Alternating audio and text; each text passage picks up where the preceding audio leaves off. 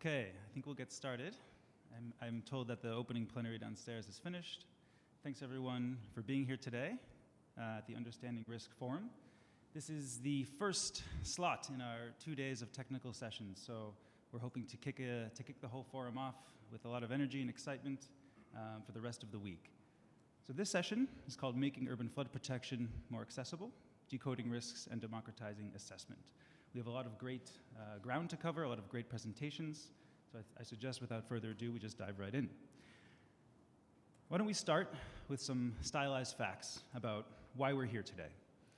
Around the world, we see a growing concentration in cities of population and economic activity. However, coupled with inadequate planning for this growth, we see an increased exposure of population, assets, and economic activities to this change. This, coupled with more extreme weather and especially increased water runoff, has significant impacts on health, livelihoods, poverty, and other factors too, exacerbated further by climate change and socioeconomic development challenges. A World Bank study found that in just 136 global cities, the losses due to socioeconomic impacts of flooding alone are anticipated to result in $52 billion in losses by 2050, up from $6 billion in 2005. Altogether, this is owed to the facts that urban flood risk is generally not easy to understand, it's therefore not easy to address, and even when we can find good solutions to address it, urban flood risk actions are not always easy to scale up and learn from one place to the next. So we have a great agenda for this session today. I'll start off by talking about urban floods, an increasing challenge for urban sustainability. We will then hear from a panel on innovations in urban flood risk, showing case studies from the private sector. Then we have the honor of hearing reflections from His Excellency Seyi Makinde, the Governor of Oyo State in Nigeria, before opening it up for a short Q&A, and then a scenario role play with you, the audience, and a bit of readout for how to address some of these key challenges. Let me introduce our panel quickly. I'm Ross Eisenberg. I'm a disaster risk management specialist with the City Resilience Program, located within the Global Facility for Disaster Reduction and Recovery at the World Bank.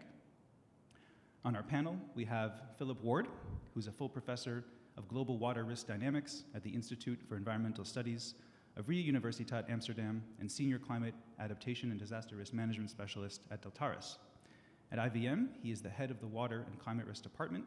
He's the coordinator of the Horizon 2020 project, Myriad EU, and was awarded the European Geosciences Union Plinius Medal for his outstanding contribution to natural hazards research. Blair Spendolo is next from Jeremy Benn Associates, where he is Technical Director for Coastal and Marine Risk Management. His dual master's degrees in Earth Science and Finance drives his approach to flood risk management at the intersection of physical risk, climate, and economic appraisal. With 20 years of experience, Blair's focus on hydraulic modeling, economic appraisal, and nature-based solutions underscores his strategic planning and integrated flood risk management. And then we have Carol Heinert, a senior consultant and project manager with over 30 years of experience in flood risk management, design of water management systems, and integrated water resources management, and flood and drought forecasting and early warning. In 2019, he joined Royal Haskoning DHV as water management consultant and project manager specialist. He's then worked extensively on planning projects mainly in Vietnam, the Philippines, and elsewhere in Southeast Asia that focus on flood risk and water resources management and development. And then I'm honored to welcome His Excellency Seyi Makinde, who graduated as an electrical engineer from the University of Lagos, Akoka Yaba. He was further trained in industrial control services in Houston, Texas, and attended the Lagos Business School Jiskut Auto Control Training Center in Kent, England, and the Massachusetts Institute of Technology. He founded and became Group Managing Director of Macon Group Nigeria Limited. As a philanthropist, he touched the lives of thousands in Oyo State through scholarships and other community development projects. He was elected Governor of Oyo State in 2019 and re-elected in 2023. His Oyo State Roadmap for Accelerated Development and Oyo State Roadmap for Sustainable Development rest on 4 pillars: education, healthcare, security, and the use of agribusiness, tourism, solid minerals development, and infrastructure to drive the economy. He is determined to run an inclusive government and maintain an effective feedback system to bring about development that will outlast his tenure and be a benchmark for good governance in Oyo State and Nigeria. Excellency, thank you very much for being here. We very much look forward to your feedback and commentary. So without further ado, I'll share the opening presentation on urban floods and increasing challenge for urban sustainability. And this presentation is really to launch the Urban Flood Risk Handbook. I have a copy up here. There's several copies over at the table in the back, or maybe they've all gone already. For those of you who were lucky enough to grab one yourselves, consider yourselves among the lucky few. I can share this one as well after the session. If you didn't get a copy, there is a QR code on the back of a postcard there for which you can access the online version. And if you can also just Google the Urban Flood Risk Handbook, or if you're unable to find it, you can simply send me an email, and I'm happy to share it with you. I'll also mention that it's available online in Vietnamese and in French. So, why are we looking at this challenge? Why is it important to understand flood risk? First of all, it's often the most frequent and damaging natural hazard that affects especially developing countries. And the importance of accurate, reliable, and actionable flood hazard and flood risk data simply cannot be underestimated. It's essential for understanding the scale of flooding and severity of its impacts, and it's fundamental to planning and decision-making and developing risk mitigation strategies. In the handbook, we develop 3 levels of flood risk assessment. On the one hand, you have the preliminary assessment, which is focused on hotspot mapping and primarily used for initial discussions and investigations. On the other hand, much more downstream, there is what we call the level 3, or more detailed level of flood risk assessment, which focuses on the project planning, appraisal, and design stage, looking at investment feasibility design. And then in the middle, in this, what we might call the sweet spot, there's the level 2 strategic level of flood risk assessment. And that's what this presentation will focus on, and that's what the handbook emphasizes. And this really is about the project concept and preparation stage, in order to develop a strategic assessment looking at pre-feasibility and high-level cost-benefit for a variety of different infrastructure investment options that can counteract urban flood risk. We have to recognize that flood risk assessments are quite challenging. They combine a variety of technical and non-technical factors, a variety and variability in different flood mechanisms, first of all. In urban settings, we're dealing with high-density areas and rapid changes of population and assets. There's a lot of uncertainties at play, and the inputs that we use for the risk and hazard modeling, as well as future climate change and future growth projections. We also have to deal with a large number of possible interventions and understanding the differences between them, and wrestle with the reality that on the ground, there's oftentimes a lack of data, a lack of planning, a lack of enforcement, a lack of funding, and sometimes lack of maintenance as well. And of course, there's multiple stakeholders involved in this planning process. The handbook lays out some key different types of flooding that we find in urban areas. There's the river or fluvial flooding, rainfall or pluvial flooding, coastal flooding, and flash floods as well. And there's different methods and ways of assessing these and understanding different interventions for them. And of course, especially in complex urban environments, these oftentimes overlap as well. So we have to bring in as well compound and joint probability analysis to understand the complexity between them. Flood risk studies are also multidisciplinary. At the hazard assessment stage, it's critical to bring in expertise in meteorology, oceanography, hydrology, and hydraulics. When we get to flood risk assessment, we're dealing with economics and finance as well, not to mention physical and social geography and GIS processing. And then when it comes to evaluating the intervention options, it's required to bring in expertise in planning and engineering, environmental and social assessment, and institutional and community awareness.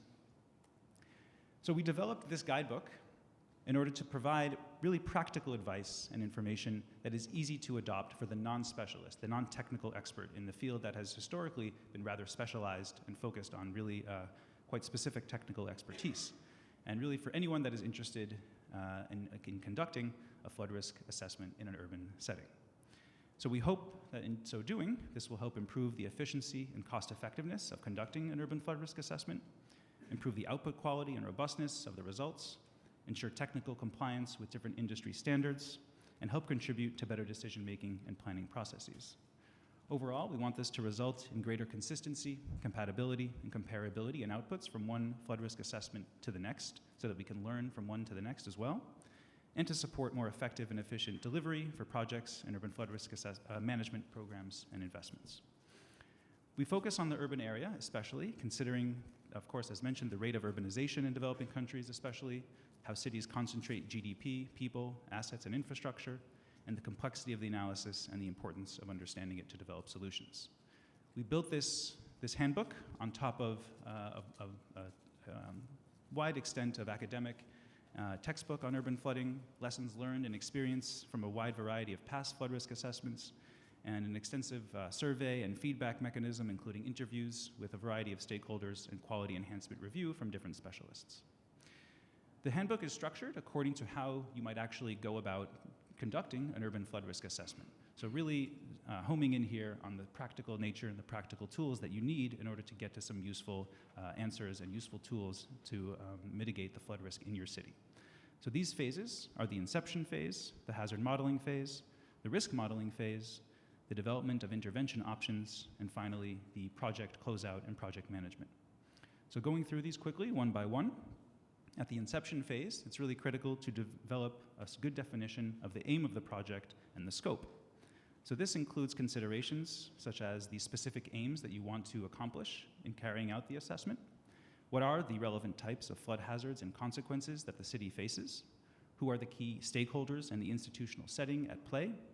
And what are some of the existing data and models available to you that you can build on with your flood risk assessment? And in turn, what are the actual gaps that you need to fill in order to carry out a strong assessment? As well as what is the spatial scale of the analysis and what are the different methodologies that you want to cover? So taking your time at the inception stage and answering these questions is going to set you up for success for the actual modeling phases and the intervention options development. So next is the flood hazard assessment, in which we map the flood characteristics in the city. And this includes considerations of the topographical data, including the digital terrain model, what are the relevant man-made and natural waterways and infrastructure at play, choosing a good modeling and statistical approach for conducting your hazard assessment, defining your boundary conditions, and calibrating and validating your models, and conducting good flood simulation and scenario with mapping and visualizations. Using the outputs of the flood hazard assessment, we can develop a flood risk assessment as well. So this is where we start to actually quantify the potential consequences of flooding in the city. In order to do so, we need to answer some really key questions. And these include, what are the data sources that are suitable to assess the exposed population and the exposed assets? What information is available on the vulnerability data? What is the appropriate risk modeling approach, given whatever data is available for hazard, exposure, and vulnerability? And how do we calibrate and validate our different risk models? So all these questions are included in more detail in the handbook, and there's also guidance there, quite specific and detailed guidance on actually going about answering these questions in order to gather some good information for your risk assessment phase. Using the results of the risk assessment, this allows us to get to different intervention options and help evaluate them, and understand how and which ones will be more appropriate to your specific city. So in order to do so, some key questions to answer are what types of interventions are possible and how to select relevant ones for the assessment. How do we choose different interventions as part of different future scenarios related to climate change and urban expansion? What is the different performance of the interventions under a range of different possible future scenarios? And what are the co-benefits of each intervention might bring to the city? And what are the cost of the interventions as well in order to evaluate from a cost-benefit standpoint? And finally, how to assess the environmental and social impacts of the different intervention options as well. So again, the handbook provides some really strong and detailed guidance for assessing each of these points.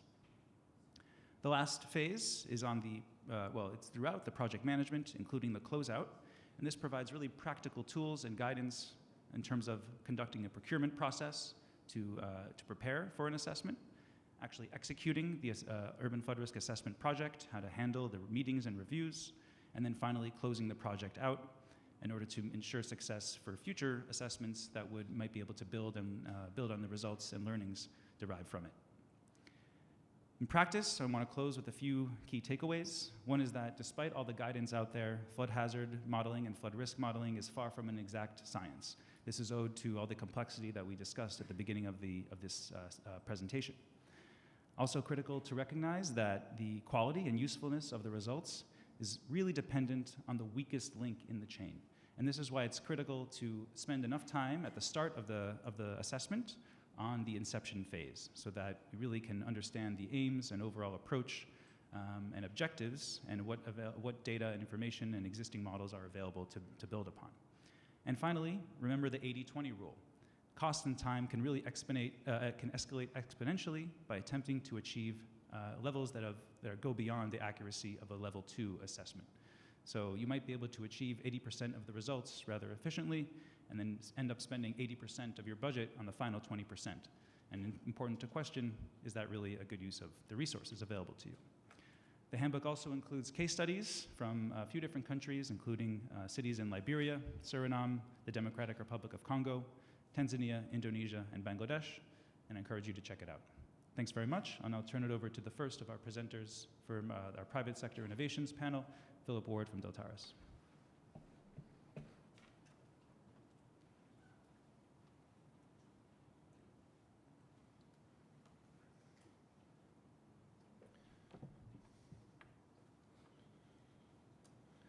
Good morning, everybody. Good morning, Governor Makide, Excellency. Good morning, colleagues and friends. It's my honor to stand here today and represent Deltares, and I'm representing my colleagues Dirk Eilander, Hesselman Semis, and Hans Gierels. And I just want to talk for 5 minutes about some of our thoughts, ideas about how we can strengthen really this whole process and modeling framework to achieve some of the goals that were stated in this opening talk. So this was already sketched, but just to once again reiterate why this is so important. We know that almost 50% of the world's population already lives in urban areas, and this is only going to grow in the coming years. Hence, the exposure, vulnerability, very high, very complex in these regions. So if we're going to increase resilience, we really have to have this really core, key understanding of those risks. And this ties in really to what's discussed now, this need for these local flood risk management project cycle. And what I'm going to talk about in this presentation really fits into the identify and evaluate stages of those. So, oftentimes when a risk modeling project is set up, there will be, some kind of project proposal plan set up, and here is kind of a traditional risk modeling approach. First, collect some local data. Second, collect some more local data. Third, collect even more local data. Then analyze some data, build a model, throw away about 80% of the data you've collected, and then at the end maybe do some transfer of knowledge to stakeholders, right, as set out in the terms of reference. And maybe this takes about a year or so. And obviously, we were talking about the weakest link in the last presentation. I think really the weakest link oftentimes is really not having this understanding of what actually is the problem that we're trying to assess. So we're proposing a new approach where basically we start by having a model chain ready, a model build, which allows us very quickly to set up an initial model at any location on Earth that can look at pluvial, river, and coastal flooding, and also the combination of those. Set up with global data, but where it can actually, very easily ingest local data and knowledge. At the same time, starting off our projects by training local stakeholders to have capacity to actually use and implement this model. At this stage, also discussing where actually the improvements do we need and what kind of data do we still need to improve this initial model build, and therefore allowing local partners to actually collect, find, analyze the data and implement. And of course, after the project finishes, use and maintain the model. So really moving from this kind of linear approach of data to a model to a decision support with the experts kind of separate from the community and decision makers, to try to make this more community-based approach where this is all like on a right in this ecosystem environment. To facilitate that, we have set up a model framework. We've run workflows to do that. I don't want to go through all the details in the few minutes that I have, but basically we now have a model setup, or actually I should say a modular setup of various models linked by our HydroMT software, which basically means that we have all of the different modules for setting up the model, getting boundary conditions for the pluvial, the river, the coastal flooding. which can then be used to define different events, different rainfall events, different coastal events, and so forth, combinations of those, putting those through an automated flood model and flood hazard model. So all of this automated, everything modular, so that it can be run with the data that's available at the start, but can be updated by the local users as we go through. Here's briefly a case study for an implementation in Rio. Again, don't want to go through the details, but basically we see here some of the input data on the left, some of the output on the right, and this rainfall heatograph, basically a graph showing the rainfall intensity over time throughout a given rainfall flood. This was taken from the initial model build, and very quickly it was identified that actually the rainfall totals here were about 10 times too little compared to reality, right? So this was very quickly identified that this was indeed one of those key areas that we needed to put in more attention to actually get that local data. So some take-home messages. We have set up this automated workflow set using global data, but it's not a panacea, not at all. It's just to be a starting point to really to build this local capacity, developing local data-driven assessments by local people, and in that way trying to contribute really to this theme of this session of democratizing the assessments and moving the knowledge away from being very separate between the modelers and users to really having this as a more complete, rounded, moving the knowledge basically to the local people. I'll stop there. Thank you all.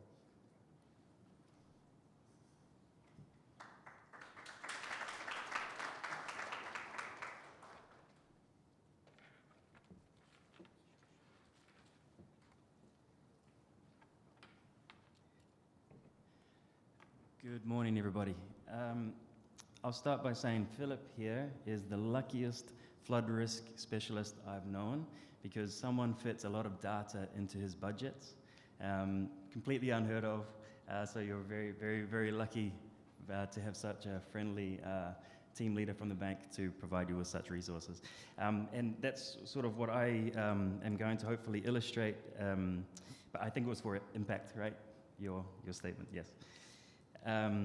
So what I hope to illustrate today is by using a couple of the different components from a risk assessment, that being hazard and exposure, to demonstrate the relative influence on both of these things with respect to present day conditions and also future projections of hazard and exposure. And I'll start with the type of image that I'm sure you've all seen before, to show the distribution of future precipitation over the globe. And this, we understand this in quite some detail. Arguably, one model is maybe less accurate or has lower confidence than another model, but we have a range of models, we have a range of data sources with which to project future precipitation. And from that, even though there is some uncertainty in that data, there is a spatial distribution of the rainfall that is expected to get drier in some areas, wetter in some areas. And at JBA, we have, firstly, we've mapped global flood hazard to 30-meter resolution. And we've also calculated what we call change factors to those hazard data, which is isolated to river flooding and surface water flooding. And by way of the same scale as the previous plot here, we can see that extreme river discharges in some places will get less extreme or lower magnitude, and in other places they'll get, we can expect them to get larger.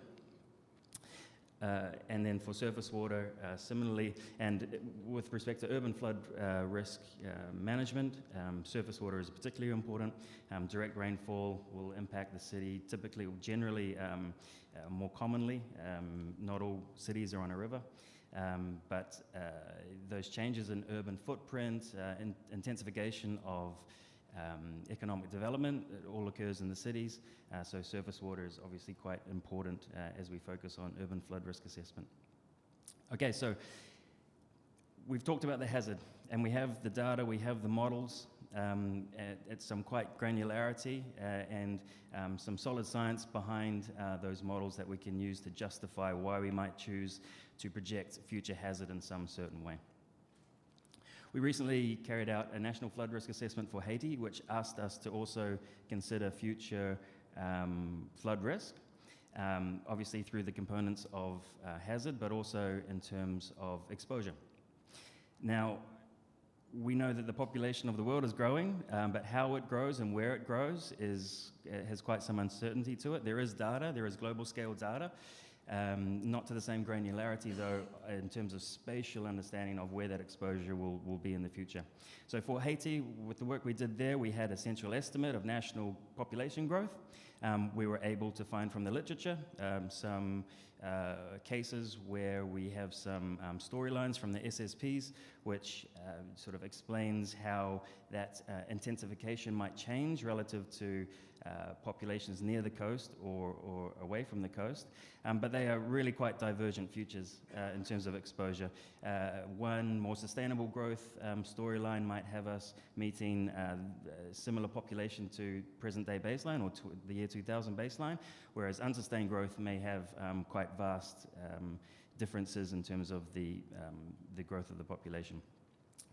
Nonetheless, we can take these data and we can carry out a risk assessment to try to understand the spatial distribution, spatial change, relative change of populations that are exposed to flood hazard. So here we have a national map of Haiti. We have a population exposed to flooding in an average annual year. Darker colors show that more people are exposed to flooding. And so what you can see here is essentially concentrated in the urban areas and some of the more rural areas. There's either no flood hazard or no people where the flood hazard is. And so we see this spatial distribution throughout the country here. Now, let's think about future, 2050. What happens to the hazard and how does the population increase? The relative change at the year 2050. In the blue colors, we can see actually a decrease in exposure of populations to flood hazard. And the red districts show an increase, a relative increase from the baseline of people exposed to flooding. So what we can see here, if we flick through to the year 2100, we see an even further intensification of people impacted by flooding at the coast as we add the sea level rise increment to the flood hazard data. And so these patterns can be explained quite well. Now, this is where things get interesting, and Ross mentioned in his opening about having a strategic flood risk assessment. Well, we also have to be very strategic when we define our methodology. We have to know what is important, and we have to know that what we could possibly realistically do with all the data we don't have, or all the data that we eventually need to throw away. And this is what I'll illustrate here in terms of Port-au-Prince. So this is a time lapse of the changing urban footprint of Port-au-Prince from 1984 to 2022, so let's say present day. Now, if I live in Port-au-Prince in 1984, now is the future. Today is the future, but it's very difficult for anyone in Port-au-Prince to have seen, to have anticipated, to have projected, to have modeled how that urban footprint may have changed in the future. I've drawn a little polygon around a footprint of the present-day city, which simply didn't exist in 1984. And just take note, the airport is down here. We'll come back to that. Now, what we'll do is overlay the present-day hazard. We will have the present-day hazard in green. Underlaying that will be the future 2100 flood hazard in pink. So we should be able to see how the footprint might change over time. Now, you might be asking, where's the pink? It's there. I don't know if you can see it on the big screen, but it is in there. It is sneakily poking its head out from underneath the present-day hazard. But where is it really? Let's take a look. So now we're down at the airport. Now at this scale, you can see future hazard for 2100 for a specific representative concentration pathway. And you might be able to just make out that, yes, there is some pink coming out from under the green, but this is the scale of the increase in hazard as a result of climate change.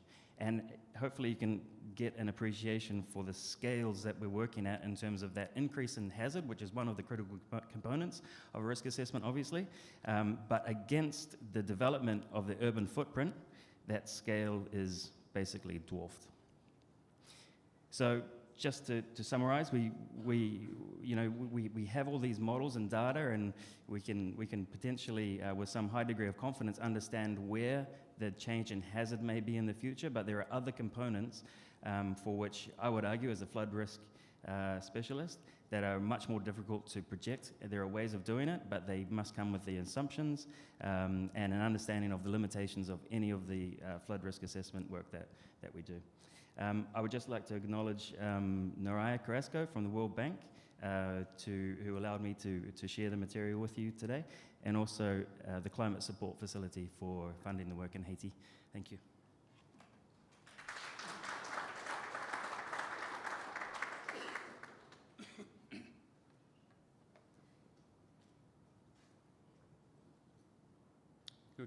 Good morning.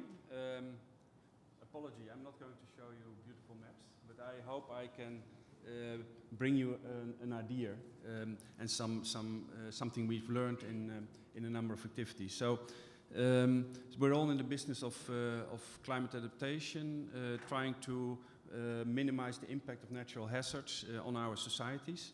And there are lots of tools available that help us to do it, to help to identify measures, to see their effectiveness, their cost effectiveness, and then make choices. And of course, it's important to know, are those numbers correct? Or what is behind those numbers? And I would like to zoom in on a case study, on a case of road networks, and how to look at the climate adaptation and the mitigation measures of road networks. Road networks that have physical features, but also they have a function in society. They bring personnel, people and goods from A to B. And many of the flood risk assessments, you see that we focus in on the physical aspects, but the function of roads in urban areas, but also in rural areas, is pretty important.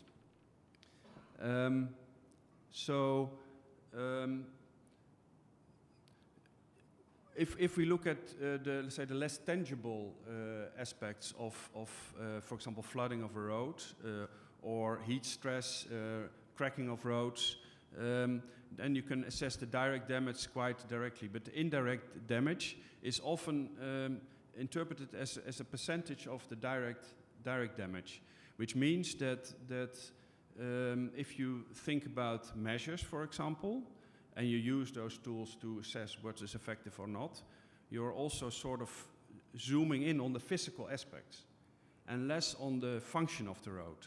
So maybe a different pavement or protecting of the road in another way, but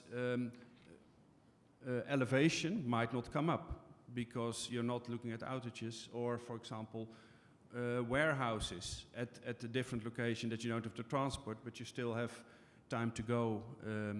So I think it's important to look behind those numbers. And I will show you some examples, and they might be quite surprising. One slide a bit more technical. So we look at the road system. I need to explain a little bit about how we did analysis for more countries, but 3 countries I'll show you on the next slide: Kenya, Gabon, and Senegal. So we look at road systems, and then we try to identify with the flood models and also flood models to see how much time the road is flooded, what kind of damage does it do, so there's an outage. It might be caused by the event itself or by the repair later on. The same for heat stress, the same for landslides and direct damage. And then a road is, of course, a system. If part of the road is out of order, the transportation link is broken, unless there is an alternative. And that has an impact on passengers flow and also on cargo flow. So you can translate that in a cost. And if you do that for 3 case studies, 3 countries we've worked in, you see these numbers popping up. So in this slide, you see 3 countries: Gabon, Kenya, and Senegal. Each colored bar represents a hazard. So fluvial flood, river flood, direct precipitation on a country, which you have a lot in cities, of course. Extreme heat, so heat stress, which cracks roads and has damages, and landslides. And so these hazards, they have different impacts on roads. So 3 of them, except heat stress, is a kind of disruption. So there might be a landslide blocking the road, then you have to clean it up. Heat stress is a chronic thing. Gradually the road deteriorates and you have to repair it over long distances. The other ones generally short distances. If you then look at Kenya, what you see here, you see percentages. So the bars indicate the total damage is 100%, and let's say the losses that you have because of delays are indicated here. So for Kenya, you see that 90% of the losses is in the actual loss of function of the road, not in the physical infrastructure, but in the function of the road. In Senegal, it's different. There you have parallel routes. There you see just a small percentage, 5%. So there are alternatives. Also, goods don't deteriorate. But in Kenya, you talk about quite a long road. There's no alternative. There's deterioration of goods, and so it can get very high. And if you've been in this business, and like me, I've used percentages of 10%, 20%, 50% indirect damage, but it could be much higher. So it's really important to understand what happens if there is an outage of critical infrastructure like roads, because that might bring you to other ideas on what to actually do. And not just repair it, but maybe change the transport system. Maybe work on an alternative solution. So I think really important how to use all the tools that are available in order to assess what actually is needed. And that's not only infrastructure. So that's my plea, actually. Let's look very well at the numbers, what's behind them. And to get behind them, you also need active fact-finding with stakeholders, because you need to try to get the numbers from the stakeholders, and actually it's always kind of joint fact-finding, joint solution-finding. Because when you talk about, well, how much does it cost, what does it do when the road breaks down, you also actually discuss the solutions implicitly. That's what I wanted to say. Let's think a little bit further than damage models, and but really how to use them and how to get to the right measures. Thank you.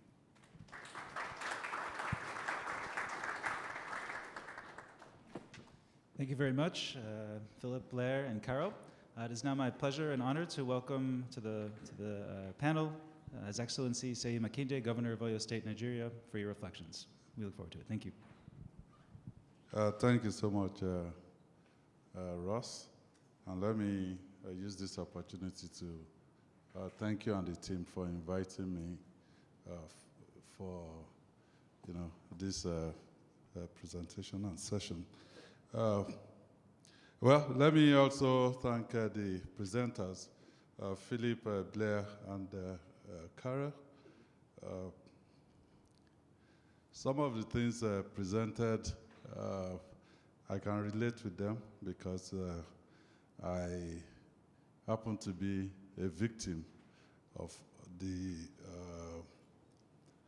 first major flood disaster in Ibadan, Oyo State. This was in 1980. I was just 12 years old then, 12 and a half. And it was the first major flood disaster. All the pictures, from my childhood till age of 12, they were wiped off. My father's certificate is pictures from his teacher training college. So we lost all of that. And so when of course, there's a major project sponsored by the World Bank. Immediately after that, it was called the Ogunpa channelization. And Oyo State and Ibadan in particular is not somewhere near the coast. It's 120 kilometers away from Lagos, that is the coastal city. But we have local issues. We eat a lot of pap and moi moi, so we generate a lot of solid waste. And while growing up, when it's rainy, we see it as a time to bring out the trash and just throw it in the drainage. And you just think magically, this thing will disappear. But it came back. So when I became the governor in 2019, we had already started the Ibadan Urban Flood Management projects. I wasn't sure, just like Carol mentioned, there are decisions to be taken. You look at the cost effectiveness. What exactly are you supposed to do? So I was going to stop that project. Yes, we were going to do quite a bit of channelization, dredging, and all of that. And then there's a dam that in 2011, there was a repeat of what happened in 1980. The dam had to be desilted and all of that. But I wasn't, when I came in, I wasn't that happy about the robustness of, what the project was going to achieve. But 5 years on, some of the targets set for ourselves, we were able to achieve it. And while I was listening to the presentation of Philip about the, local input. Yes, you get data, you get locals involved. That's exactly, what we did 5 years on. If you look at the World Bank report, the project itself was very slow up until 2019 when we came in. Then after 2019, it picked up effectively. Specifically, we said, oh, okay, we're going to distill this down. It was distilted. We said we're going to build hydraulic structures, about, bridges, about, I think, 43 of them. We were able to achieve a 40, out of that. We also decided to make some master plans, the flood master plan, and all the three that we set out to do, we were able to achieve that. Early warning system, now we know. Because you think this is just very simple, but for some of my colleagues, when it's ready, then they cannot sleep, because they're thinking the feedback is going to come really quickly. But for me, when it's ready, even about 4 days ago, there's a heavy rain in Ibadan, but I was still able to sleep because of the robustness. And we have the early warning system to let us know what is going on. So I'm glad, to be here to share, in specific terms, to address any of the questions. They did the theory, but I faced this, and it could have cost me a re-election a year ago if we hadn't gotten the problem sorted out. So I'll be glad to give, specific and practical example of running through that project. The project is winding down, I think, in about a week from now, at the end of this month. And I believe we achieved close to almost 90% of those targets that we set out to achieve. Thank you.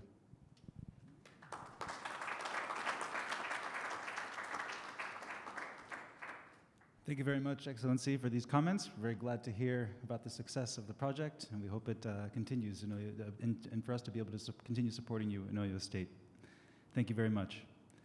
We're running a bit over time, so I just want to skip ahead to our audience interactive scenario role play, and then we can incorporate some Q&A into that portion as well. So using some of what you've heard today, we're going to put you a bit to work. So I'm just going to read off this scenario here. In the city of Riskopolis, there's a poor, low-lying neighborhood surrounded on 3 sides by the river, which floods every year. Despite the effects the flooding has on residents' health, assets, and livelihoods, the population is growing due to rural-urban migration. Meanwhile, each year the flooding is getting more intense and lasting longer. So the government would like to create a river embankment and develop the neighborhood drainage system, but its budget is fixed and cannot currently fund the required investment. Community leaders have been asking the local council for help for years, but are resisting the infrastructure plans the government commissioned. With high risk, uncertain budgets, and unclear revenue potential, private banks and insurance companies are reluctant to get involved. So what we're asking you to do is now to turn to your neighbors on either side of you, get into groups of 3, and choose one of the following roles for the 3 of you. Either the local government, the local community, or private actors. If you're the local government, here are the questions to consider. What can you do to help the community become more comfortable with the upgrades you're proposing? What kinds of help do you need to entice private sector actors to fund or finance your goals? If you're the local community, you want to discuss with your counterparts, how do you want the government to help? What is your role in engaging the private sector? And what information do you need from other stakeholders? And then if you're taking on the role of the private actors, what assurances or information do you need to become more comfortable working here? What are your entry points? And how can you partner with the local community and council? So let's take 5 minutes. You can just partner up with those sitting on either side of you, introduce yourselves if you don't know one another, choose one of the 3 roles, discuss, and then we'll hear from you for the last 5 minutes of this session. Please.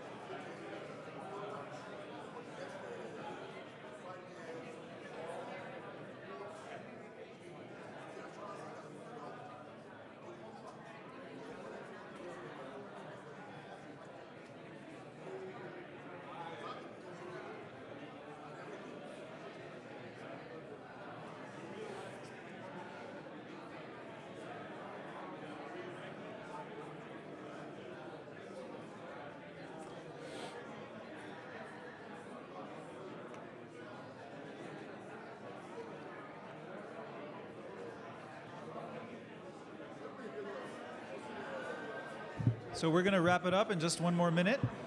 Let's continue for one more minute, and then we'll wrap it up and hear from you.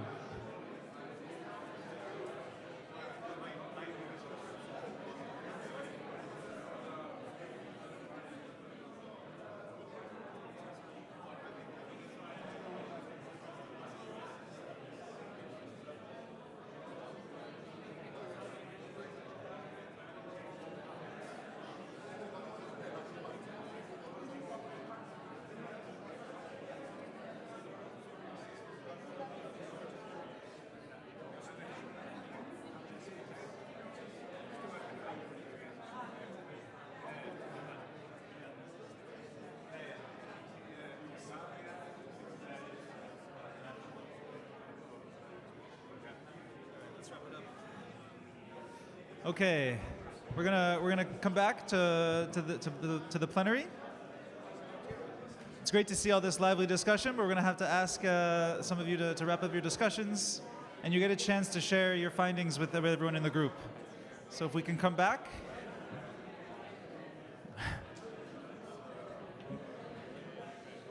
Okay.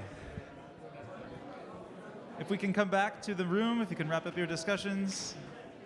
Thanks very much. Okay, so we'll just ask two groups if you can come in and share some of your key insights from this little exercise. Who would like to come in? Do we have a microphone for the audience?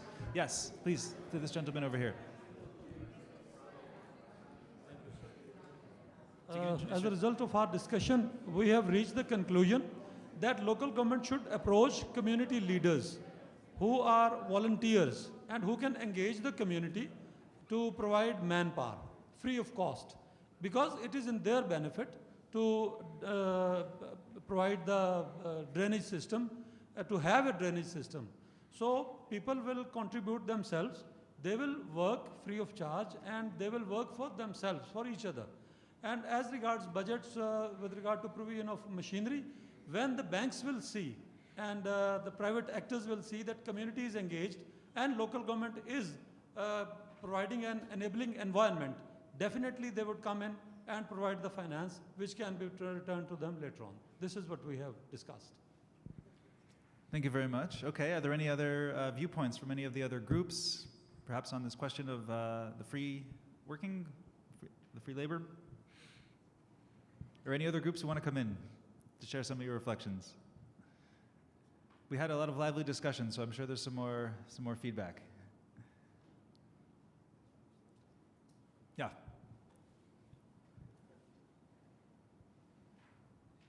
Thanks very much.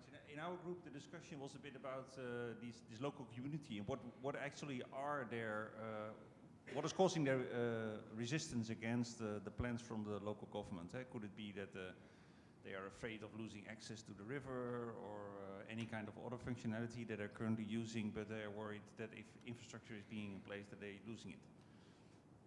And that, of course, then determines, let's say, what kind of action local government should take to maybe better inform them, but also help them to understand, let's say, and that's, I think, what often is not done very well by local governments, is to explain to them, okay, but if we don't do anything, what is then, let's say, the business as usual scenario, let's say? What is then, let's say, your future in this neighborhood? So that were a bit the reflections from our end. So local government could, I think, better inform them and help them, or generate more information about this topic. Yeah, thanks. Thanks very much. Okay, any final comments from anyone in the audience? If not, we're over time, and we're running into the plenary session downstairs. So I'll close the session now. Thanks, everyone, for your participation. Thank you especially to His Excellency, the Governor. And we wish you a lot of interesting learnings and insights over the rest of your time at the UR. Thank you.